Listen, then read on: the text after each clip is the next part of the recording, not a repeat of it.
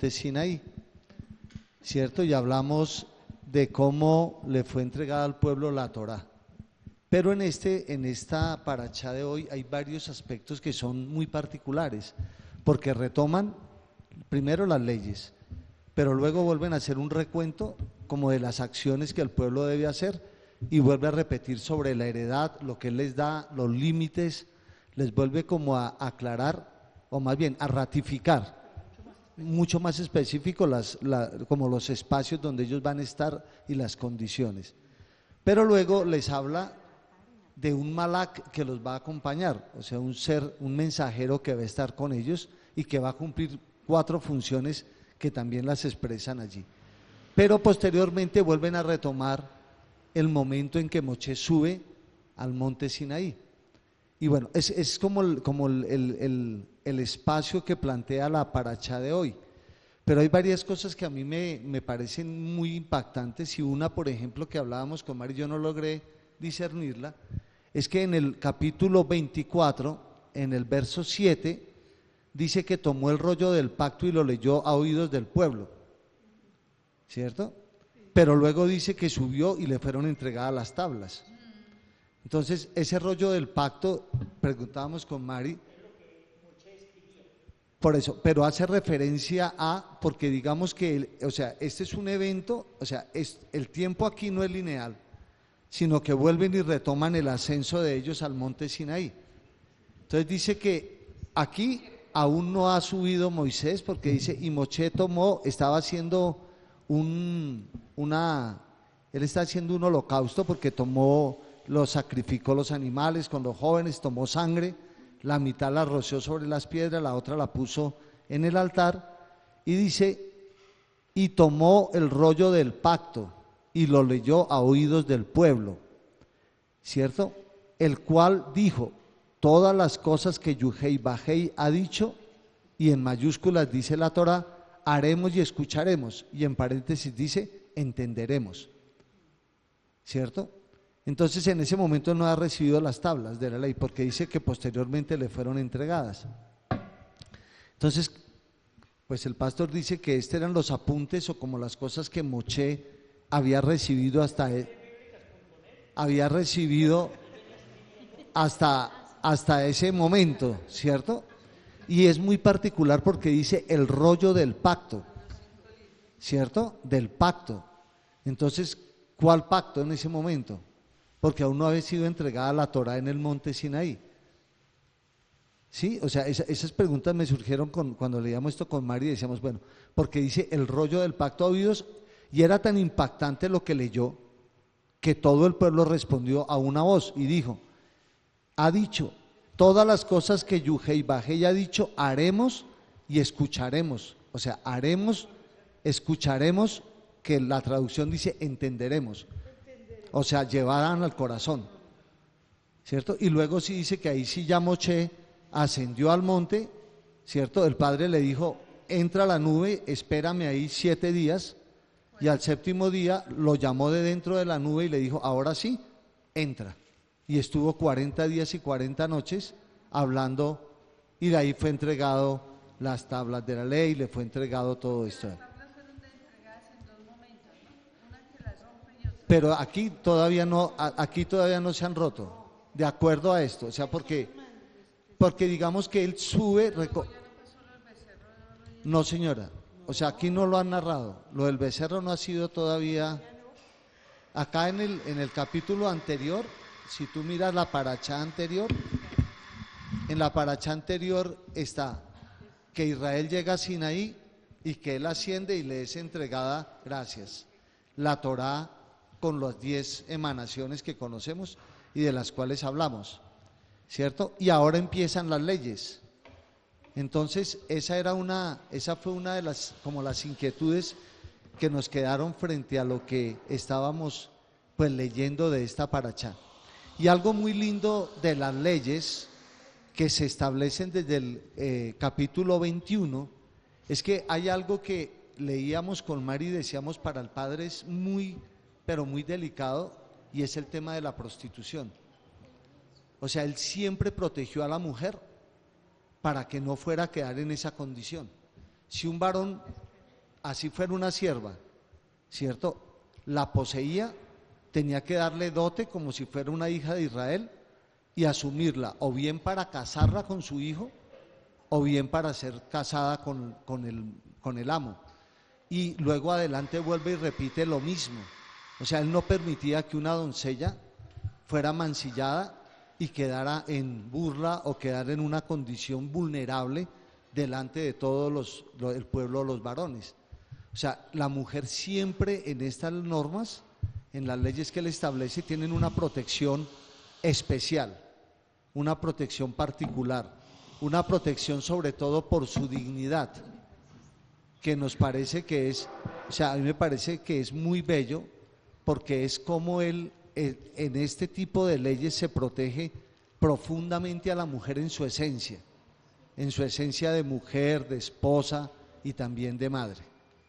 Listo. Bueno, hasta ahí. Luego vamos a hablar del Malak, que es otro tema que me pareció súper bello. Entonces no sé si haya otra intervención, otro análisis en Europa, en el Licheva Marc, Bogotá, Colombia. Allá viene Pablito para hacer su análisis. Pablo, si no, pues Pablo Arturo, tranquilo. Pablo Arturo, qué pena, sí, estoy usando mal el sufijo. Pablo Arturo. Sí, El sí. sufijo don también me viene bien. Don Pablo. Adón.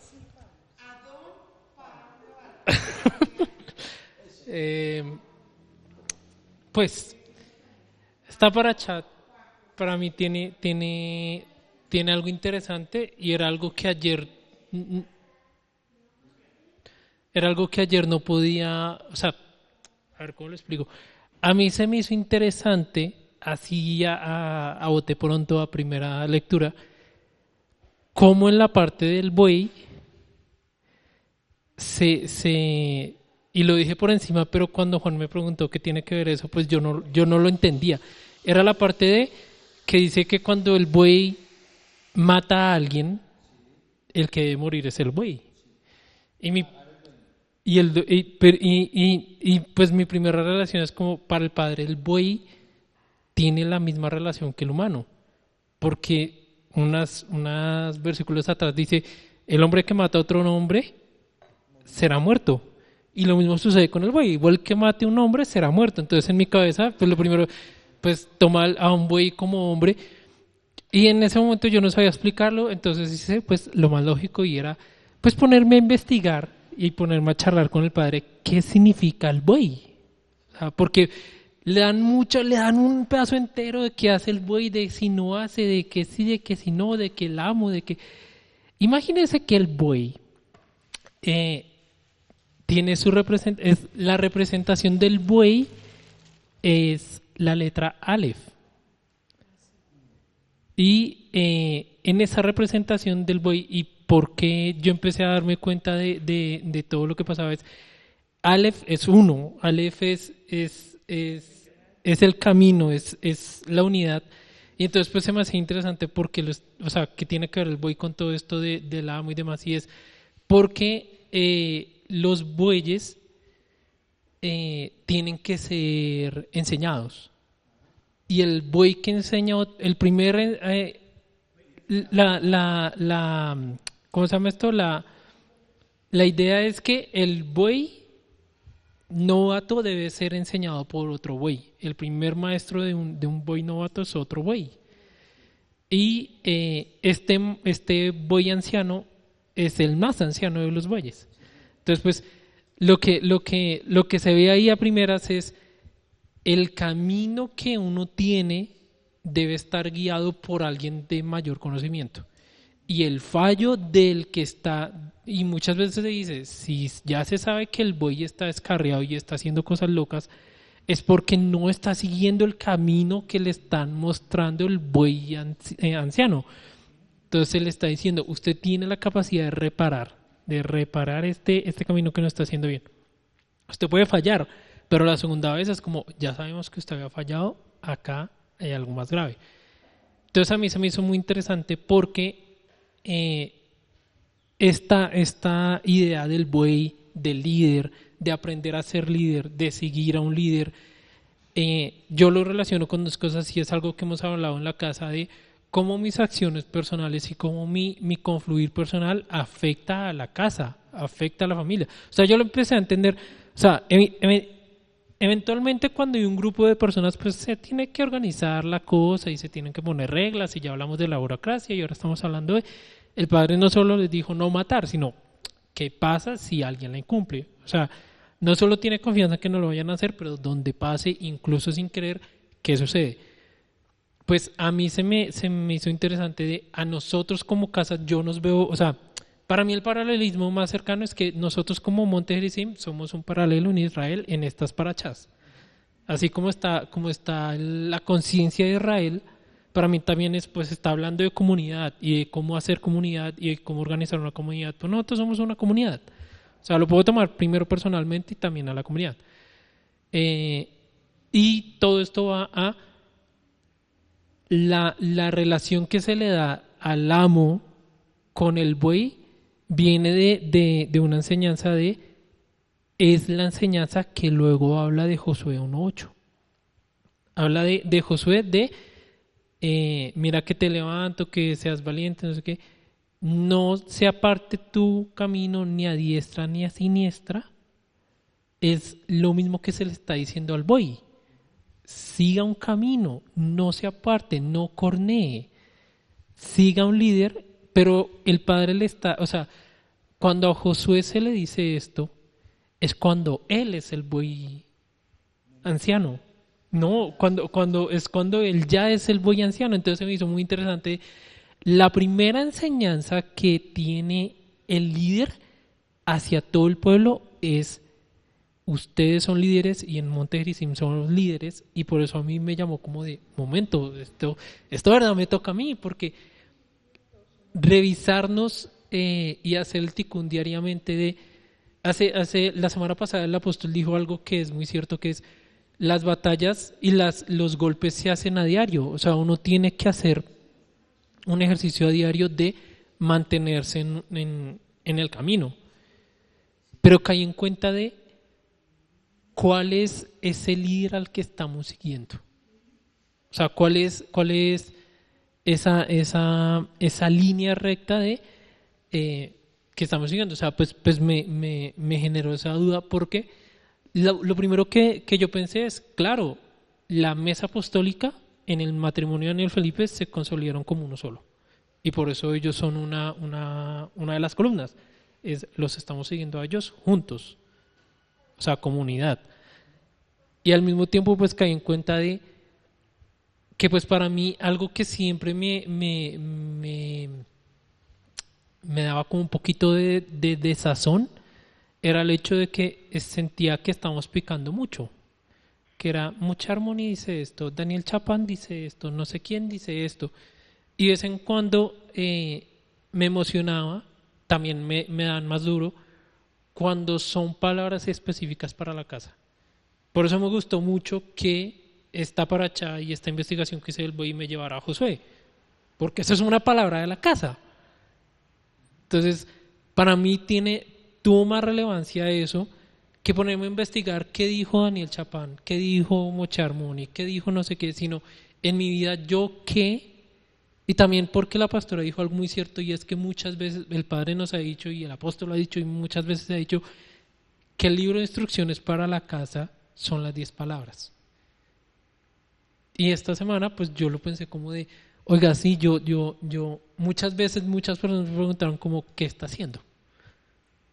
Y mi respuesta era, pues estoy haciendo esto, no sé qué, pero pues me hizo caer en cuenta de que sí hay algo en mí que es como de qué línea estamos siguiendo, como ser conscientes de, al menos para mí, de mucho se dice y mucho habla la cábala, pero cuál es la línea que el Padre nos está dando a nosotros, para mí es muy importante, principalmente porque me duele más. Cuando hace 8 días la maestra dijo lo de honrar a padre y madre, lo de qué significa honrar y todo eso, pues a mí me duele más eso, porque es algo que hacemos en Monte Gerizim, que pues algo que dice Mocharmón y que no sé qué.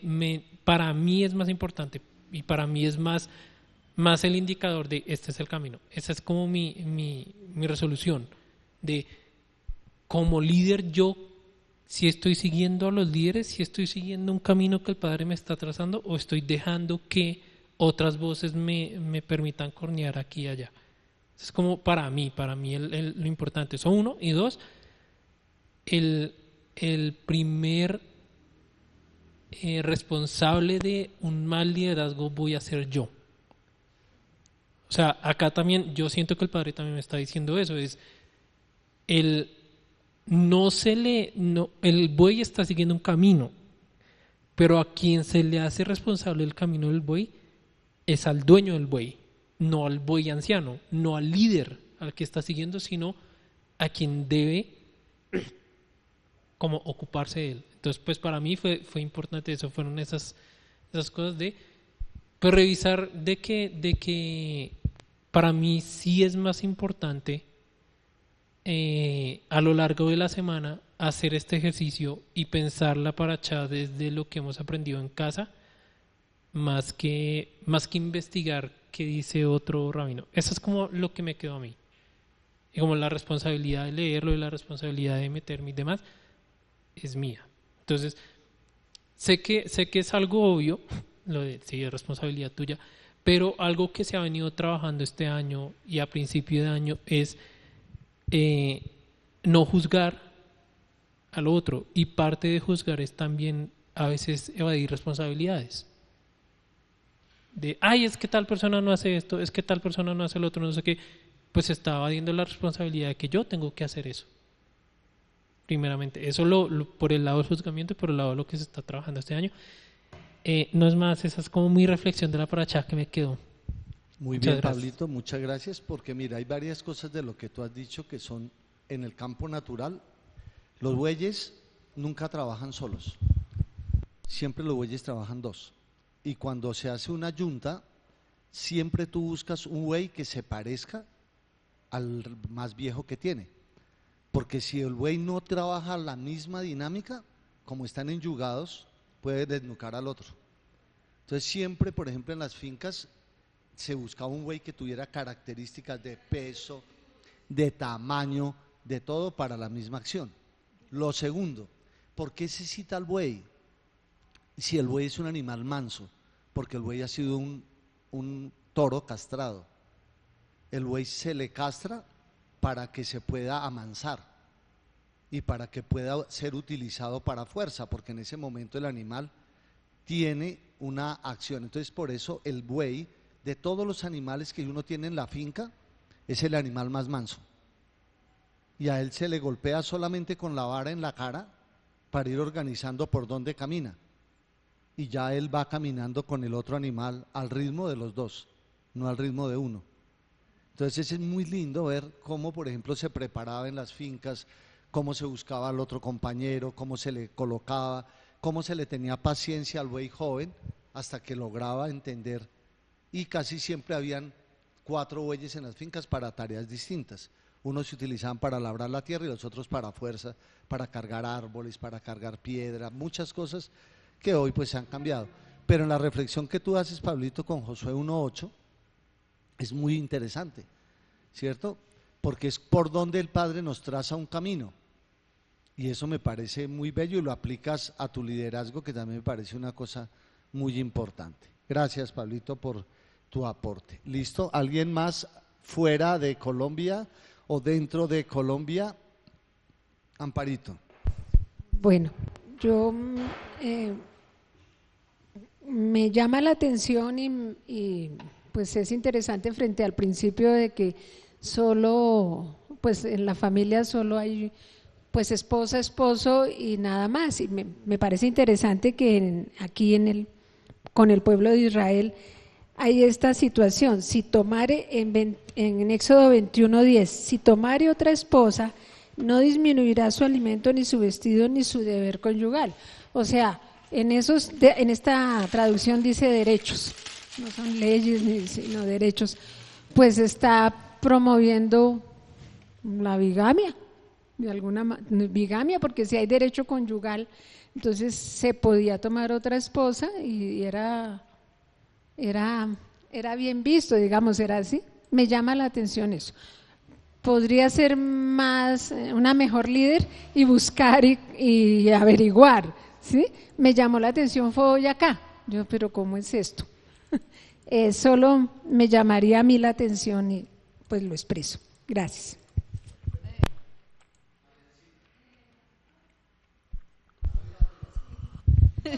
A mí también me llamó la atención lo que dice Amparito, pero bueno, yo decía ahí, dice la regulación de los siervos, ¿no? Por la condición de que era esclava y iba a tener otro estatus. Entonces, por eso se regulaba así. Pero en el fondo es una autorización, porque si puede mantenerla, si puede darle todo, la puede tener. En el fondo es como una autorización. Tendríamos que profundizar más, pues hasta dónde va todo eso. ¿Y cómo se entenderá al nivel, por ejemplo, SOT? Porque digamos que uno literalmente lo entiende de esa manera. Sí. En términos DRAS lo entiende. Pero el deber conyugal, así sea a nivel soft, No. hay una parte física que por supuesto. esa sí no se hace de ninguna otra manera. Pues, No, yo entiendo. sí, o sea, yo no la puedo hacer solamente meditando. No, yo Sí. entiendo. Y diciendo, no, yo medité y y ya tuve mi relación sexual con mi esposo. Yo entiendo, pero fíjate que la relación sexual tipifica conexión, o sea, ¿cómo se ve eso? O sea, ¿qué entendería uno, por ejemplo, en ese contexto? Deberes conyugales, porque es la regulación que se hace, y también fíjese que hay una cosa que siempre se protege acá, y es como la relación que se establece entre hombres y mujeres, o sea, se regula también esto dentro de este contexto. Tendríamos que entender cómo, por ejemplo, el padre ve eso, porque luego fíjate que cuando ya aparecen los reyes en Israel, los reyes asumen, ¿cierto?, una condición igual que los otros reyes. Y cuando, por ejemplo, a Saúl Samuel le dice, es que pues ustedes quisieron, ¿cierto?, y decidieron un rey con unas condiciones naturales, y antes de eso les dice, mire, si ustedes tienen un rey va a pasar esto y esto y esto y esto. O sea, pero aquí lo está hablando el Padre, entonces te quería discernirlo y entenderlo, porque pues es Él quien lo está regulando y quien lo está dando para el pueblo. Listo, adelante, Alci. Sí. Bueno, me ha parecido interesante y curioso, y siempre he dicho que pues Dios es un Dios de orden y de reglas, leyes y todo esto. Y yo me hacía una pregunta ayer que leíamos, ¿todas estas leyes las entregó el Padre o las hizo Moisés? Fue el Padre, ¿cierto? Bueno.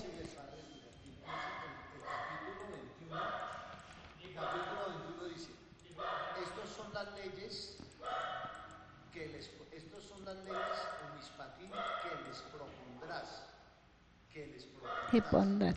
Listo, y entonces él se detalló en cada detalle, hasta con los bueyes, con los animales, con las personas. Entonces todas estas leyes que él pone, por eso es que aquí en la tierra también tenemos leyes, ¿no? O sea, todo lo encontramos acá.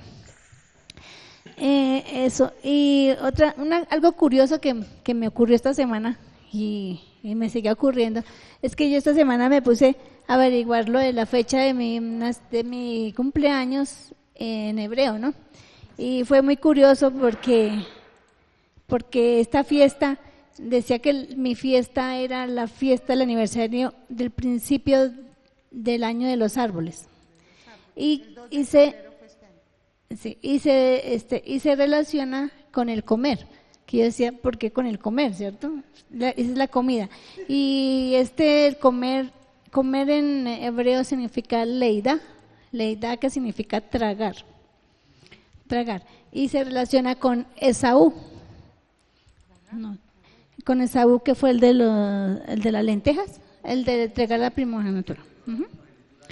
Sí, que entonces tragar es un proceso, ¿no? Y es el final del proceso. Cuando termina un proceso, cuando tú tragas ya terminas ese proceso del alimento. ¿sí? Y se revela la fuerza de ir más allá del proceso, y esta fuerza que me da es como una fuerza es sobre los alimentos y trae en mi prosperidad. Cuando yo me propongo más y más, la prosperidad viene más a mí.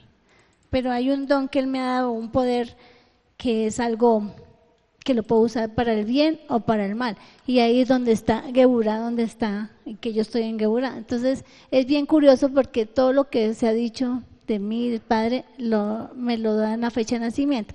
Y mira qué curioso que hoy tú me dices, tienes que leer, porque hasta el 15 al 16, ¿con qué comenzó? También las fiestas de las cosechas de los primeros frutos de tus árboles que hubieres sembrado en el campo. O sea, todo se relaciona esta semana. Pero fíjate lo bonito que tú estás hablando, Alci. Tú dices, pareciera que fuera circunstancial, pero resulta que no es circunstancial, Alci. O sea, lo que el Padre te está diciendo es, Alci, eso eres tú. Eso tú representas en ti misma y para la comunidad donde te coloqué. Entonces, ¿qué sucede con eso? Que mira lo que decía Pablito hace un minuto. Si yo entro en un nivel de conciencia, por ejemplo, y empiezo a entender que ya mi tarea no es aislada y no es tuya, sino que parte de ti como una, pero se hace ejad con todos nosotros en lo que tú haces, y empiezas a reconocer, por ejemplo, el valor de esas palabras que te han sido dadas y conscientemente las aceptas en tu corazón, tu relación contigo misma y con la casa cambia por completo.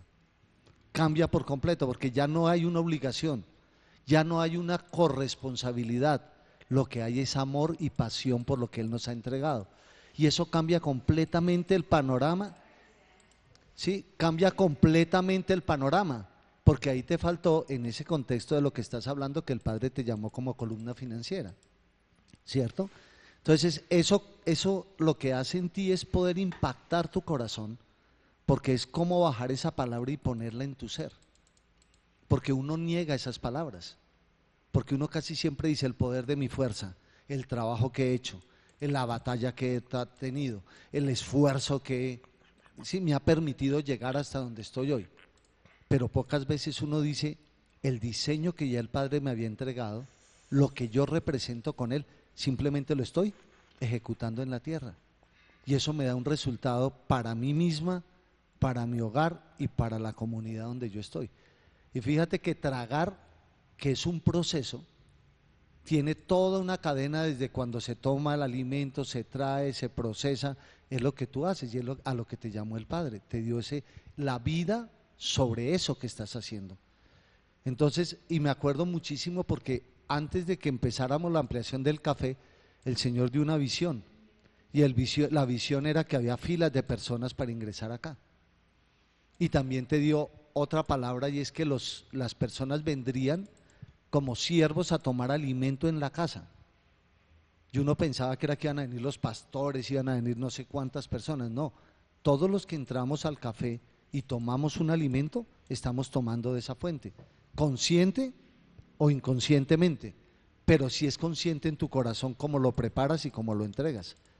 Entonces fíjate que este es un tema muy pero muy bello, porque esa reflexión como la de Pablo, como la tuya, lo que implican es que ya estamos entrando en una dimensión donde digamos que la parachá nos implica a nosotros, no solo a un conocimiento que podemos reconocerlo y entenderlo, porque también eso es importante, reconocer y entender, pero cuando eso se apropia en mi corazón y yo lo apropio en mi ser, yo digo miércoles, yo tengo aquí una tarea muy fuerte, ¿cierto? Y en ese contexto, Alci, por ejemplo, para mi vida, todo esto que le entrega Dios a Moshe, ¿por qué se lo entrega a él? Porque Moshe termina siendo un legislador. Aunque él no hace la norma, sí la comunica y tiene que hacerla cumplir. ¿Qué me ha dicho el Padre a mí? Yo estoy en Nexa, tengo esa unción de Moshe, pero además en la unción particular que me dio me dice, usted certifica la casa, usted certifica los ministerios, usted certifica las unciones. O sea, yo hago una función de legislar. Y en el malá que él me entregó en mi sueño, Mashai, es una unción de Moshe como representación del Padre para legislar sobre la tierra.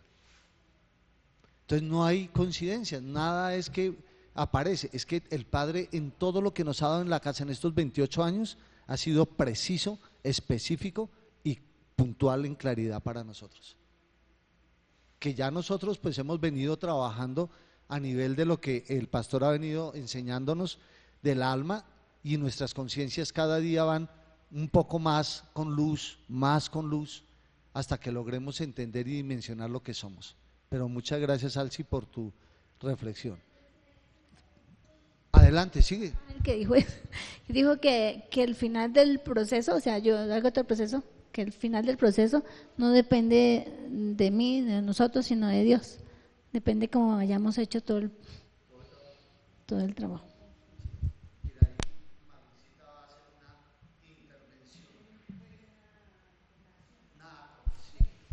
Pues cuando estábamos leyendo anoche la Parashá y hoy vi algo en mí que yo siempre lo vi desde siempre, porque aquí es un poco como lo que decíamos la otra vez de esta parte de los 5 libros, que sobre todo Éxodo y Levítico no eran agradables de leer porque son mucha descripción, mucho detalle, y eso pues a mí como que no veía. Pero ayer vi algo en mí propio, y es que yo siempre pasaba muy por alto las cosas. Yo primero lo vi en las personas, dije así serán. Las leyes pues que las lea el abogado, cuando todo ciudadano debe por lo menos leerla, conocerla. Puede ser que no interpretarla, puede ser que no eso, pero leerla y conocerla. A nosotros no, eso es para otros.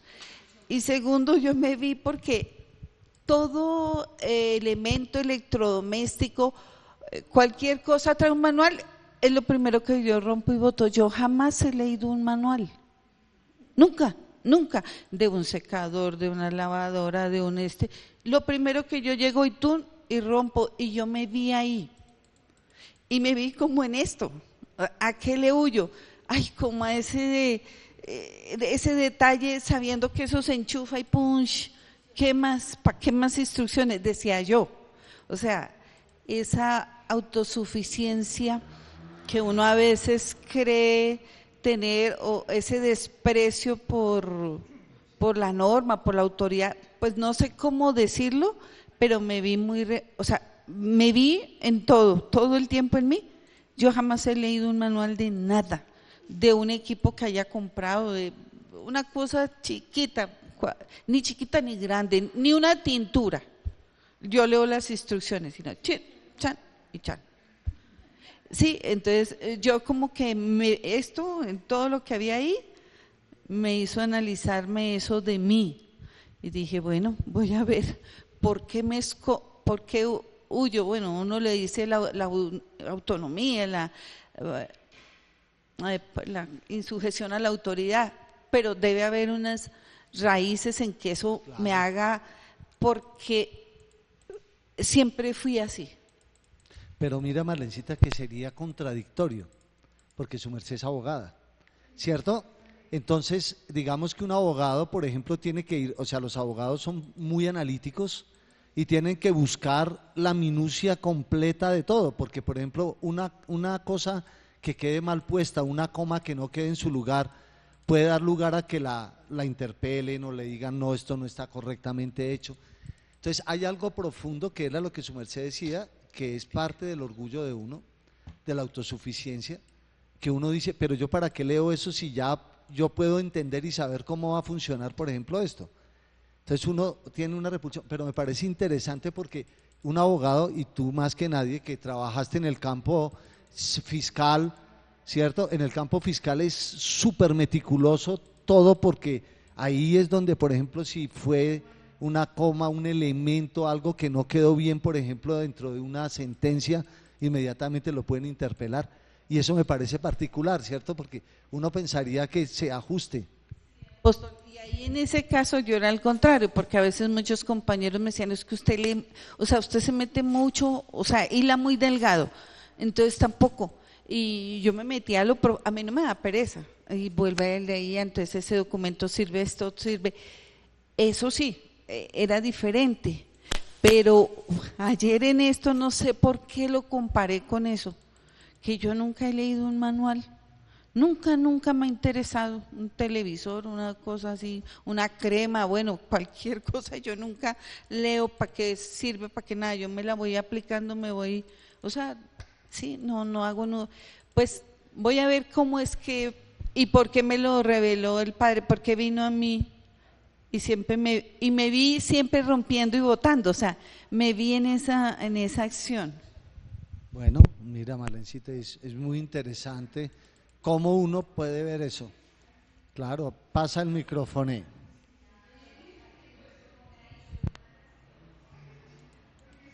No, es que ya, digamos que de alguna manera interpretando ya lo que el Señor le ha dicho, ¿cierto?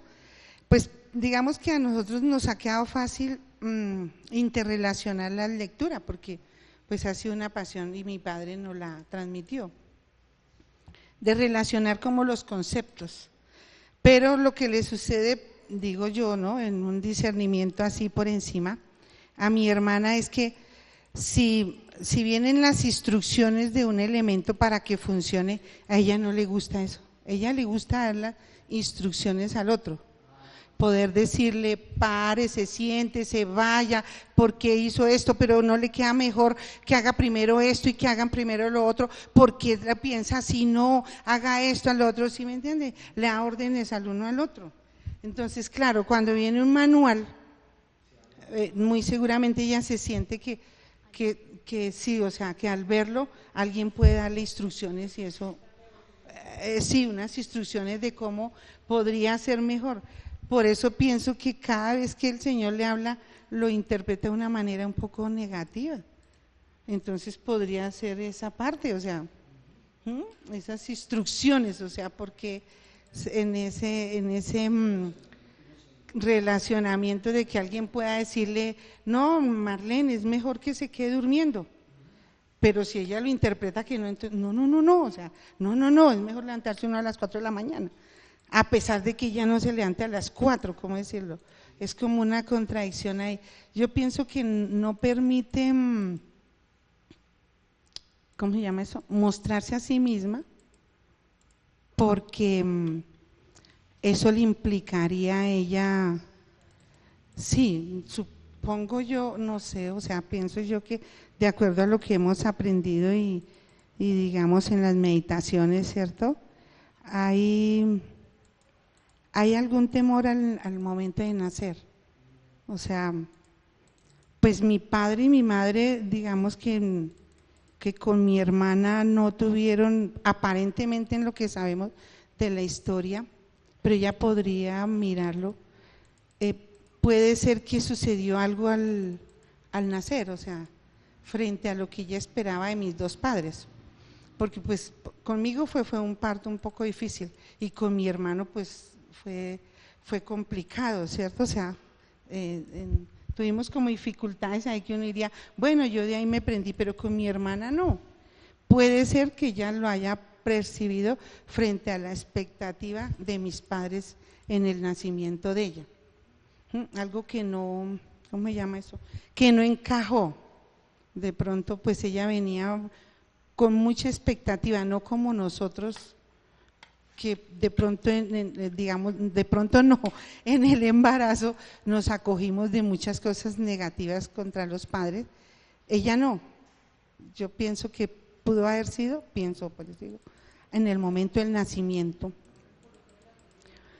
Puede ser que sí, o sea, uno se hace muchas expectativas, tanto el bebé como los padres, que en el momento de recibirlo a uno no se cumplen, que es diferente durante la gestación, que uno toma de ellos, los aprisiona y ellos igualmente con uno, porque es un 100-100, o sea, ¿sí?, tanto ellos como uno. En cambio mi hermana pienso que puede ser en ese sentido, en donde sí, o sea, si uno sabe mejor las funciones de una licuadora, pues la maneja mucho mejor y es un elemento que es valioso dentro de la casa. Pienso que podría ser por ese lado que lo pudiera precisar más, porque pues el Señor le ha dicho tanto, y a veces como que ella detiene el caminar. Entonces, sí, porque de personas que le haya dicho, cada vez que ella habla, el Señor manda algo. Entonces, sí, o sea, ella podía reunir todo eso y poderlo precisar manual de una manera así, porque ya uno con todo este trabajo, el proyecto objetivo, ya saben, o sea, más o menos, digamos, tiene un discernimiento, qué pasa antes, qué pasó durante, qué pasa, qué es como las precisiones que hace la cábala y que hacen ellos en las meditaciones que puede estar sucediendo, para uno no perder tanto tiempo. Sí, tengo que hacer un tikkun, sino más precisarlo, porque ya hay una, y Lenny lo sabe encadenar muy bien, hay unas precisiones. Entonces, es un momento en el que uno debe revisarlo, ¿sí?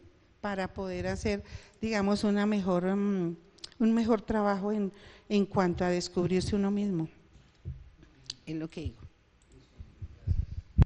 Listo, mire que aquí vamos avanzando, listo. ¿Quién más? Elisa, no sé. Sí, Eli. Pues nosotros estábamos viéndolo por el lado de los hijos de Aarón, de Nadab y Abiú, cuando subieron con los 70 líderes, sí, cuando estuvieron con Moshe y Aarón, y aunque ellos no se acercaron, no podían acercarse a la presencia del Padre, de todas maneras estaba impregnado esa santidad que el Señor les dio a estos hombres cuando subieron. Entonces con mi esposo decíamos, cuando ellos fueron, pues cuando el Señor los eliminó, yo me imagino que esa santidad era tan fuerte cuando ellos se presentaron ante el Padre, que la misma santidad se convirtió en, ¿cómo se diría en español? En algo sucio, ¿no? En su contra. Sí. Digamos que eso es algo que es tan bueno que si no lo usas bien, pues va a ser usado en contra de uno mismo.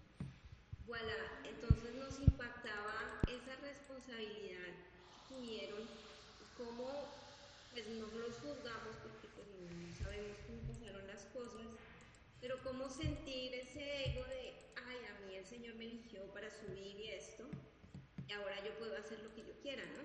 Con mi liderazgo. Y el Señor dice, no, así no es. Entonces, cuidar esa santidad al máximo. Si el Padre nos da un liderazgo y si el Padre nos santifica, hay que hacer todo para conservar esa santificación, ¿no? De cierta manera creeríamos con mi esposo. Eso fue lo que nos impactó de esta porción de la parasha. Pero mira Elisa, que es exactamente lo que decía Pablo, ¿cierto? O sea, el hecho de que con el Padre yo establezco una relación y hago unos acuerdos con Él y me comprometo, implica que mis acciones personales, puntuales, tienen que ser de esa calidad. Y leyendo esta parashá, por ejemplo, uno entiende que a pesar de que al pueblo le fue entregada una identidad a través de la Torá, la acción puntual de cada persona que estaba dentro de la comunidad de Israel iba a ser decisiva para el propósito de lo que se iba a desarrollar. Entonces, ¿qué pasa? Que en mis labores como trabajador, como esposo, todo lo que yo desarrollo cotidianamente, debe estar esta acción de lo que el Padre ha dicho de que soy. Entonces, eso, por eso él lo decía de una manera muy bonita y lo hemos hablado, que todo lo particular que yo hago afecta positiva, negativamente, tanto mi vida como la comunidad en la que yo estoy. Y eso, por ejemplo, Nadab y Abiú no lo entendieron, ellos pensaron que de cualquier manera se podía presentar este sacrificio y eso les costó a ellos su vida. Y su descendencia. Claro, pues ellos, pues quedó solamente Eleazar, que fue el hijo mayor de él, como sacerdote. Sí, pastor, adelante.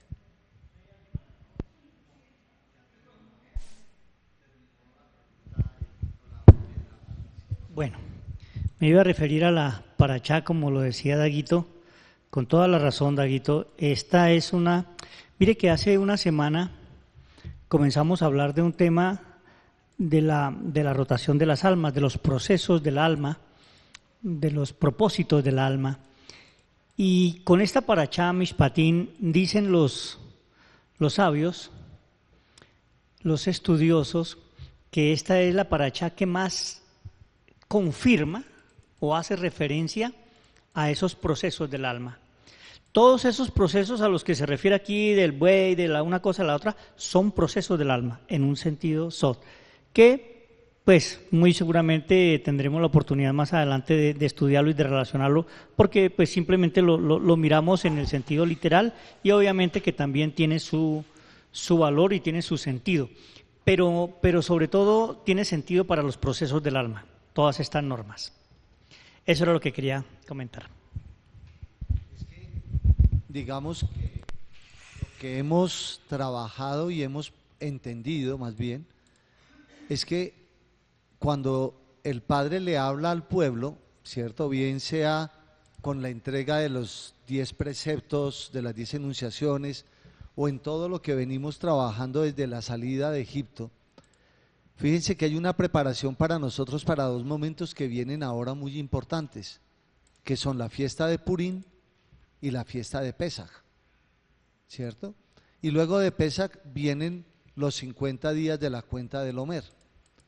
Entonces, en la medida en que hemos venido haciendo estos procesos, uno empieza a entender que esas festividades el Señor las ubica por unas condiciones muy especiales de nuestra alma y que cada año se repiten, porque cada año Él entiende que yo voy a un nivel distinto de mi alma y allí puedo hacer un trabajo en mi ser que tiene unos niveles de relación y de impacto mayores o menores. Bueno, eso cada uno de nosotros con el Padre lo evalúa. Pero lo que sí es muy valioso es eso, o sea, es entender, por ejemplo, que a través de estas normas, cuando el Señor habla, por ejemplo, aquí del Malak, ¿por qué Él hablaría de un Malak como un enviado para acompañar a Israel durante todo el camino? Si Él es Dios uno y único. O sea, Él perfectamente podría decir, como le hablaba a Moisés, dile al pueblo que, pero Él dice que en ese Malak está el nombre de Él, ¿cierto? Que Él los guiará. Y que si le obedecen, pues alcanzará el propósito para el cual lo trae. Entonces, ¿cuál es el propósito, por ejemplo, de enviar un Malak? Y luego aparece nuevamente en Josué, cuando se le presenta a él en el momento previo a tomar Jericó. Entonces, son muchos eventos que, si uno los observa, van impactando en nuestra alma. O sea, van haciendo que nosotros entremos en un nivel de entendimiento, por ejemplo, como el que hace hoy Alci, frente a sus palabras que le han sido dadas, a su diseño, a lo que el Padre le ha dado, y muy seguramente cuando llegue Pesaj, que es libertad, habrá una acción ya puntual de Alci dentro de su ser habrá una acción de Pablo y de cada uno de nosotros para ello. Pero a mí me parece muy bello la acción de lo que hace el Padre a través del ejercicio que es cómo reitera, cómo expresa, cómo determina, y cómo las normas civiles y penales que se han asumido en todos los contextos, lo decíamos hace un año, de las legislaciones, toman como base esto. Yo le decía a María anoche, esto es lo que se aplicaba en la finca. En la finca nunca había, porque pues era un sitio súper alejado, allá no había jueces. Entonces, que el novillo rompió la cerca y entró y se comió el pasto del vecino.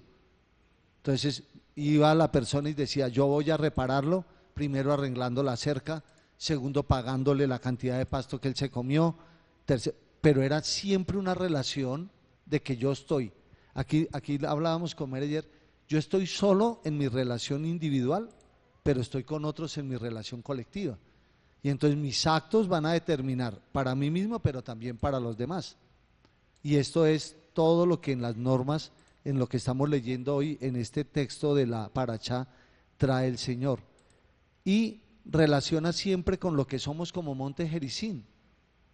Yo siempre he pensado, por ejemplo, en todo el camino nuestro y cómo estas acciones hoy, por ejemplo, que nos habla el Padre, la podemos traer a lo que hemos comentado en esta mañana. Lo que yo hago impacta no solo mi vida, sino también la comunidad, porque yo soy líder dentro de esa comunidad.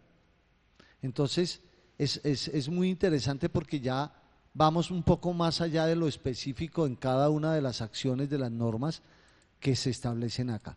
Entonces, no sé, Joanita, Lore, aquí la señorita Valiente, el joven Danilo Montero, si hay alguna otra observación, apreciación hacia la parachá de esta semana.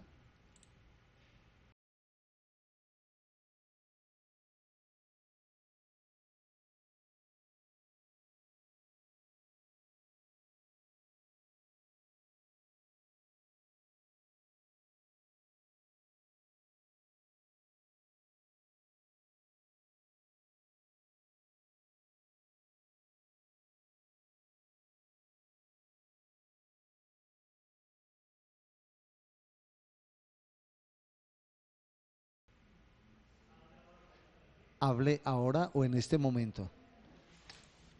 Expresaba Pablo de esa pareja de bueyes, de esa ejat, ¿cierto?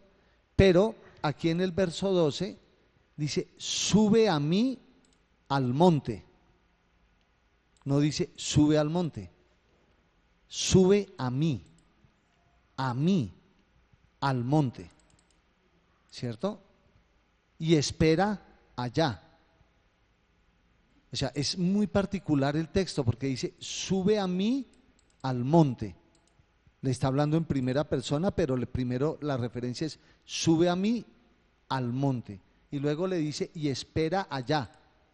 Y más adelante dice que 7 días después lo llamó de en medio de la nube y Moshe entró. Y allí estuvo 40 días y 40 noches. Entonces decíamos, ¿por qué sube a mí? ¿Cierto? Pero luego referencia a la parte física, al monte. ¿Por qué esperar 7 días? ¿Cierto? ¿Por qué no sube al monte y ven que yo quiero hablar contigo? 7 días, y 7 días son la creación, y 7 días son los brazos de la menorá, y en el 7º día termina todo y es reposo. Entonces, sube a mí y espera a Shabbat. Sube a mí y espera el tiempo de descanso. Sube a mí y prepara una conexión espiritual conmigo que solo se da en Shabbat, que no se da en otro momento. Y en Shabbat entra a mí, entra mi reposo, entra mi descanso, entra a mi intimidad, entra al lugar donde yo he preparado para ti y los dos podemos conversar, podemos hacer uno en el trabajo de nuestra conversación. Y este texto, yo le decía a Mari, me recordaba, porque pues ese lugar es el que ellos relacionan como Macón, o sea, hablándolo en otros contextos, el lugar, Macón, y al que el Padre le dio una palabra como esa es en la casa fue a Juan, y le dijo, entra a mi lugar, entra tú solo, y charlaremos los dos, y allí te entregaré, allí te mostraré, allí te daré. Entonces mire lo especial que es esto, o sea, no era un momento cualquiera, no es en un tiempo cualquiera, el Padre prepara todo y cada uno de los elementos y los detalles para permitirnos entender lo especial que iba a ser ese tiempo de intimidad de ellos dos, pero también la grandeza de lo que representaba Moshe para el Padre en el diseño que él tenía y lo que iba a representar para la comunidad en el trabajo que él iba a desarrollar. Entonces pensábamos con María en el liderazgo de cada uno de nosotros, cómo el Padre nos ha llamado, cómo el Señor nos ha hablado, las cosas que ha dicho de cada uno de nosotros, ¿cierto? Y la particularidad y la manera como en esa relación con Él ha estado siempre preparándonos, ¿cierto? Y mira lo que dice el verso 5, entonces Moshe subió al monte y una nube cubrió el monte, y el esplendor de Yuhei Bajei reposó sobre el monte Sinaí, que ellos lo llaman la Shekinah, la presencia, ¿cierto? Y la nube lo cubrió por 6 días.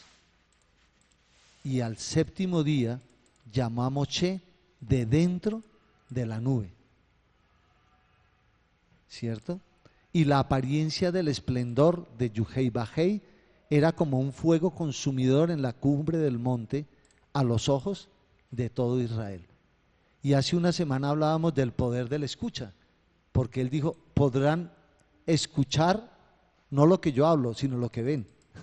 Y aquí ya el pueblo está viendo desde abajo pero también escuchando esa frecuencia que era la que iba a cubrirla completamente a la comunidad, pero la especificidad con Moshe es muy grande, como la ha sido con cada uno de nosotros como líderes de la casa. Entonces es muy bello ver esto y relacionarlo con nosotros como casa y como comunidad. Amén. Es muy lindo. Joyce, adelante, la Joana, directamente desde Mosquera City. Sí, es que ahorita que hablas otra vez del Macón, que también en la paracha anterior ocurrió lo mismo. Yo pensaba en el Macón como, porque claro, el Macón es como el lugar que el Padre tiene para mí. Pues yo la pensaba es como esa parte, más bien como eso que de Él está en mí, para después sí encontrarme con Él. Y también me llamó la atención el tema de la nube, pues de que se encontrara con Él en la oscuridad, y yo lo relacionaba también con el golpe de las tinieblas, lo relacionaba de la siguiente manera, y era que claro, en las tinieblas y lo que se vio en esa paracha o en esa clase de juve, era que las tinieblas lo que impidían era ver al otro, y yo lo que veía. Entonces era como esa relación las que yo encontraba. Muy bien, Joana, muy bien, porque es que pues obviamente que siempre nosotros crecimos pensando que Dios estaba fuera de nosotros y que era lejano, porque esa fue la percepción aristotélica que nos vendieron en Occidente siempre. Por eso la palabra cielos la colocaron y pusieron que eso era un lugar distinto en la tierra, bueno, muchas cosas de estas. Pero obviamente que ese lugar es al interior mío. Y cuando yo reconozco quién soy con el Padre, pues encuentro el lugar donde me veo con Él. Y es muy bello lo que tú acabas de expresar. Sí, pastor. Sí, Joanita, no olvides que Macón es uno de los nombres del Eterno, ¿cierto? O sea, es el lugar, pero es Él, ¿cierto? Cuando uno entra en la presencia de Él, entró en el Macón. Es uno de los nombres del Eterno. Muy bien.